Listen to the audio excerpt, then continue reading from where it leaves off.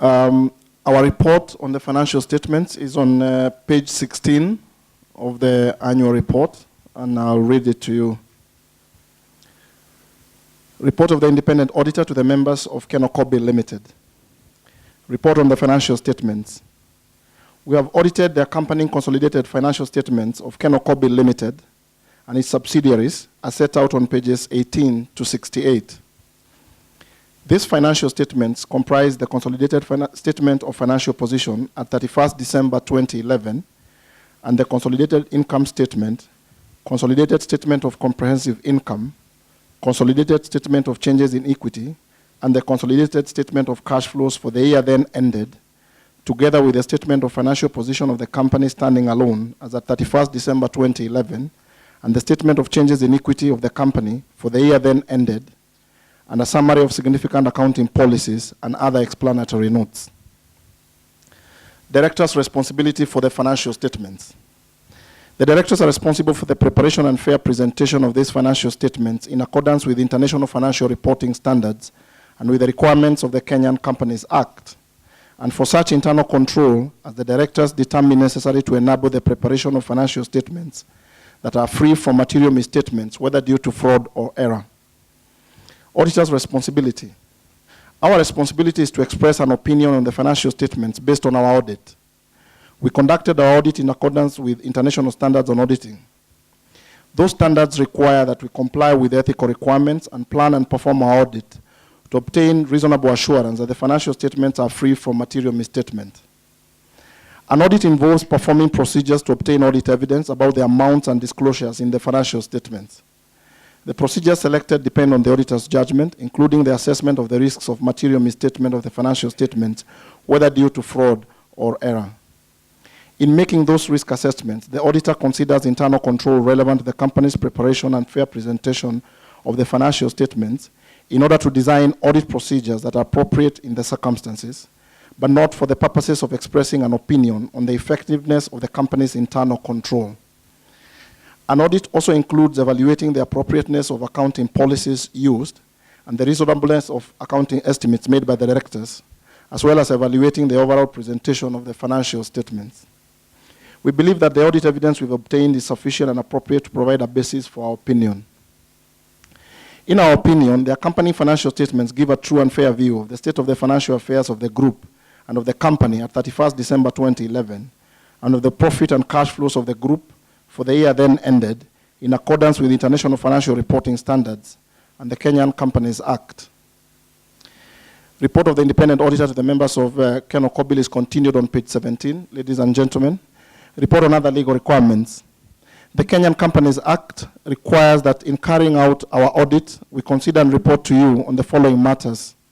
We confirm that, 1, we have obtained all the information and explanations which, to the best of our knowledge and belief, were necessary for the purposes of our audit. 2, in our opinion, proper books of account have been kept by the company so far as appears from my examination of those books. And 3, the company's statement of financial position and statement of comprehensive income are in agreement with the books of account. And our opinion is dated 29th of February 2012. Thank you, ladies and gentlemen. Thank you, Peter.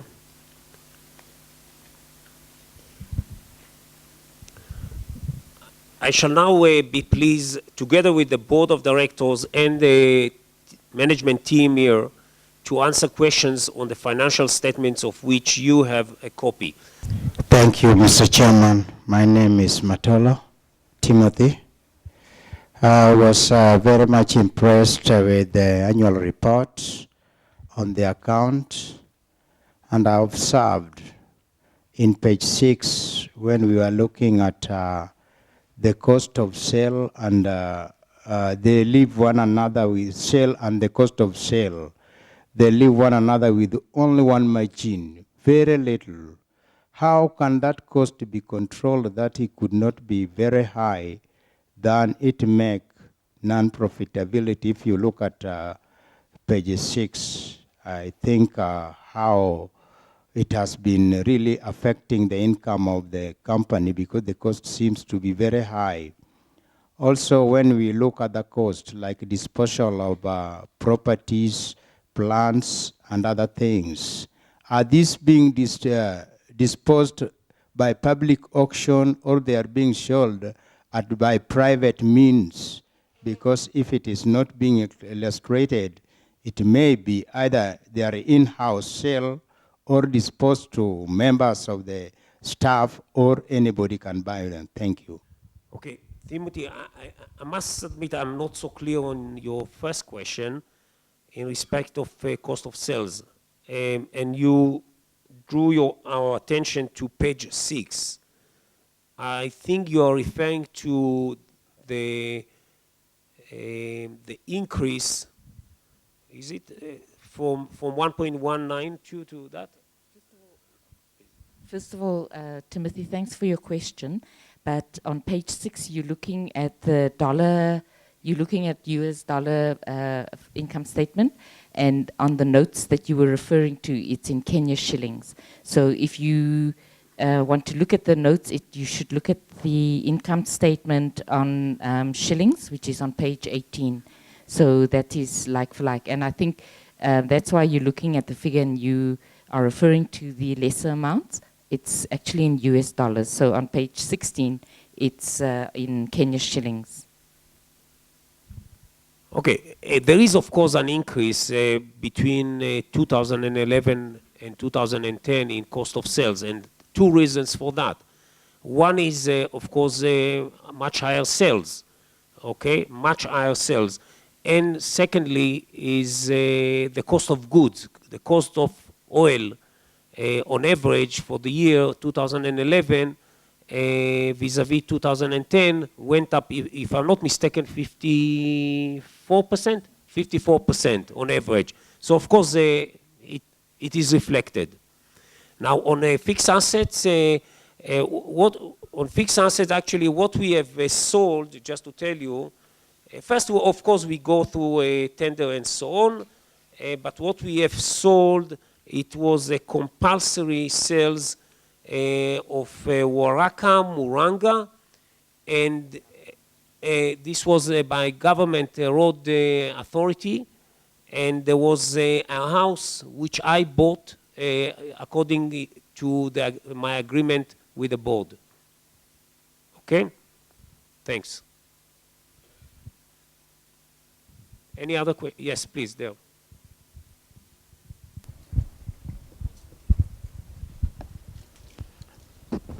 Thank you, Mr. Chairman. My name is Gabriel Audi. Just also referring to the same page as 6 or 18. Okay, there's a statement which is there, and I would like you to expand on it. On the profit of the year, you're saying it has been dealt with in the accounts of the company. Please, can you expand to us that? Because I don't really understand how it has been dealt with in the accounts of the company.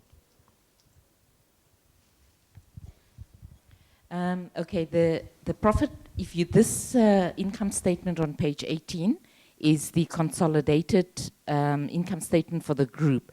So it includes all the subsidiaries as well that is in KenolKobil. The statement that says the 2.8 billion shillings that is in the company is in Kenya, KenolKobil company in Kenya.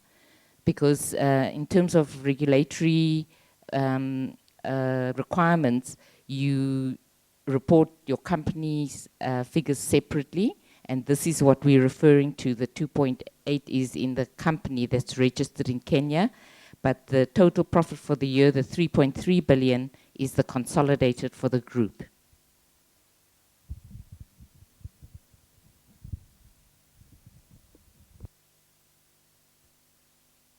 Yeah, please. Thank you, Mr. Chairman. I have a quick question. And that is on page 18. I want to revisit the profit for the year and 2.8 billion. Now, is it a requirement that you can avoid the company's income statement from here? And is that company's statement available in the website so that if I want to access it, I can get it there? The second one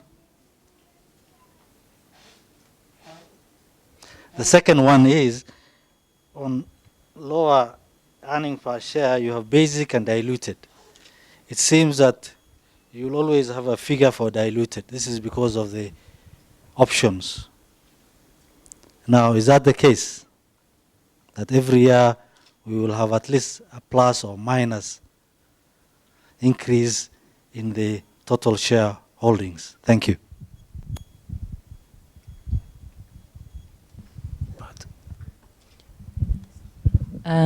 Thanks for the question. When we present these financial statements, it's really in respect of what is required by the regulations, and also we're reporting according to IFRS, which is the International Financial Reporting Standards. And there is not a requirement that we report the income statement of the company separately, and that's why we've never really done it. But we can do it. It's not. We just don't do it in our financial statement because it's not a requirement. But we can avail it. It's not a problem. Yeah. And then the other question that you had about the earnings per share, it is a requirement that we compute the basic earnings per share using the full share capital issued, of course. The diluted earnings per share is also, in terms of regulation, a requirement of how you compute it. And for us, mainly, it is diluted by the ESOP shares, yes. Okay, thank you. Thank you, Rakesh Gadani. You did mention in your statement when you were talking to us that unfortunately the forwards taken are hurting us in the first quarter, have hurt us in the first quarter, and are going to hurt us in the second quarter, at least the beginning of it. Going through the report, I noticed two things. Under note number 14 and note number 26, there are two items, and I need to brush up on my accounting here, but Pat here can help me with that right now. But the question is, considering our profits last year were about 3.2 billion, if I add those two numbers, I get about 3.8 billion. So yes, you have told us it has hurt us, but what I'd like to know is the extent, as far as is possible, that you know today, not what's going to happen in the future. How much is that quantifiable? What's the quantity of the hurt that we will feel? So that's the first question. So again, under note 14, there's about, I think, 1.46, and note 26. So those were the two. That's the question I have as far as the accounts are concerned. Can I reserve the other questions for afterwards, the ones that don't deal with the accounts? Thanks, Rakesh. The provisions made in the financial statements for the hedge accounting reflects the computation that we do at the year end, taking, of course, the foreign exchange spot where it is and the interest differentials, and then doing mark-to-market computations, and then doing the provision. What you see in the financial statements is very close to what we have been hit in the first quarter, and then, of course, the estimate going into the second quarter. The figure that we've been impacted with is really the hedge instruments that crystallize on the day that they do, on due dates, and then it depends very much on where the shilling spot rates are to determine the actual loss. At the year end, when we were computing these exchange losses, the exchange rate was 85.05, so that was what was used to compute these losses. As you well know, the shilling has actually strengthened further in the first quarter of this year. We're trading range bound now between 83.35, 83.45. So if you do your estimates based on that, you can see it is slightly worse than what we've provided for. The actual figure I can't disclose now. As you know, we're a public company and it's not been published in the public domain yet. The figures will be seen in the June financial statements, but it's very close to what we have, plus this additional weakening of the Kenya shilling.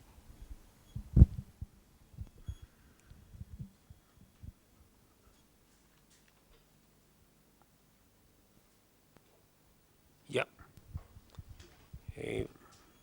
Peter. Thank you, Mr. Chairman. Oh, okay. My question comes from page 21. There is current liabilities. There is payables and accrued expenses, note 28. We note that there was an increase from year 2010 from 3 billion to 19 billion. And when you go to page 65 with the notes, there is a payable to related companies. There was a payment of 9.3 billion, and 2010 was 2.4 billion. There was an increase of around 7 billion in payables to related companies. I want to know which are these related companies, and there is also other payables, which is 7 billion from 476 million. Can you expound which are these other payables, 7 billion? Yes, we can. We'll explain to you, but Okay, the figures that make up the trade payables and other payables is really, as the name says, it's all your trade accounts and also accruals. When you close off the year end, there are a lot of expenses that haven't crystallized yet, but you know that they're coming. For example, if you've imported cargoes of product, it's on the high seas coming to Kenya or to our subsidiaries, we have to provide for those. And those ones will typically be under the payables or other payables as an accrual. So what you see there in the figures of that 7 billion is really the provision for all the normal expenses of the company, product imports. There may be some maintenance work that were not paid at the year end, but we know they've been committed to and we have to provide for those. Or it could be distribution charges, anything to do with the normal business operations of the business. So those are normal business accruals and provisions. And you should always look at the trade payables together with the other payables, because that gives you a good idea of what actually needs to be paid in the coming year. As far as the payables to related companies are concerned, you're picking up that figure from the column of company, which is actually KenolKobil in Kenya. Now, as I said previously, KenolKobil is a company that has many subsidiaries, so it's made up of all our subsidiaries in the region. It could be balances with Kobil Rwanda, Kobil Burundi, Kobil Tanzania, and also Kobil Petroleum itself. As you know, a few years back, Kobil became a subsidiary, and between KenolKobil and Kobil, there's trading relationships, and both companies have figures that they deal with between each other, and that is part of that related parties' balances. We have also seen escalated trading with Kobil Tanzania, with the big depot that we acquired there. A lot more cargoes are going to that depot, so the intercompany balances between Kenya and Kobil Tanzania have also increased. So it's actually a growth in the level of activities that we've had in the group. okay, thank you. Last question before we go on. Okay, thank you. I trust that we have now given adequate consideration to all the matters contained in the annual report and the questions raised by the members of the shareholders. May I now request someone kindly propose that the financial statements for the year ended 31st December 2011, together with the report of the chairman and group managing director and the reports of the directors and auditors thereon, as submitted to this meeting, be and are hereby adopted. Proposer, Rakesh, Sunil Shah, seconder. Thank you very much. All in favor? Thank you. Item 4A on the agenda is to confirm the payment of interim dividend of Kenya shilling 57 cents per share, which was paid during the year. Item 4B on the agenda is to declare a final dividend of Kenya shilling 43 cents per share for the year ended December 2011. Take note that the registrar will be closed from the close of business on Monday 30th, April 2012 to Wednesday, 2nd May 2012 for the purpose of processing the dividend. May I have a proposal? Rakesh? I love my dividends. You like your dividends. Excellent. And Mr. Tago? Jeremiah Tago. Mr. Chairman. Please. Please don't delay the dividends. Pat knows. Yes, yes. So we apologize for that. The last time, if shareholders recall, there were issues with getting, a lot of shareholders wanted their dividends paid electronically, and there were problems with getting the forms signed and getting the processes done. Livingston's very much aware of the delays, and we apologize for that. There won't be, but we actually had to get all the documentation right before we do any payments. So maybe Livingstone commit itself? There will be no delays? No, there will be no delays, Rakesh. There will be no delays. And as explained by Pat, it was a new procedure, and we were dealing with money, so the reviews had to be very thorough before we release the monies to these particular accounts. Thank you. Seconder? No, I want to talk about the registrar, Livingston registrar. Those people, they are not efficient at all. I had even tried a letter to them. I got that dividend of 7 cents after 3 months after you declared the dividend. I had even to write a letter to Capital Markets Authority, complaints section. Registrar, those Livingston registrars, even if I ask him, my name is Joseph Kamagetori. You got it very late, like myself, until I intervened with the Capital Markets Authority. Thank you. First, that was exactly the point that Mr. Rakesh raised, and we answered it.